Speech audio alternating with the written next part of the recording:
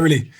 They were asking me a lot about AI. So before I went on stage, I was looking at some of the studies, and I concluded that at the moment we are in society, there's going to be a bit of a bifurcation of people. One group is going to take the path of least resistance with AI, which is they're going to defer their thinking to AI, which is, one of the things I learn from people like you often is that if you don't use it, you lose it.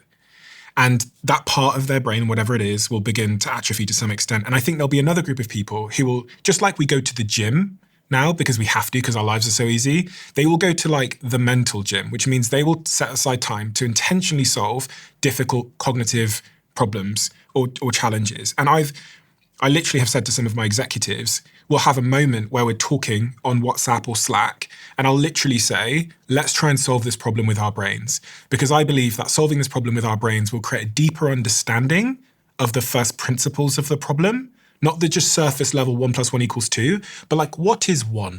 AI can give you the answer, but it's not going to give you the foundation so that you can solve other problems in the future. Because if I never told you what the number one was, you would never in the future be able to use it yourself. But there's foundations, like what are numbers, what is 1, what is 2, what is plus, that you need to understand to be able to do 1 + 2 = 3.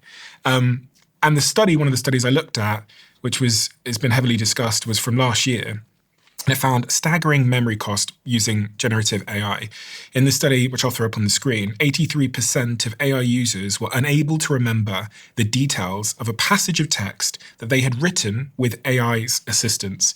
EEG scans showed that brain connectivity was almost halved when individuals outsourced their thinking to AI compared to writing manually, which created cognitive debt.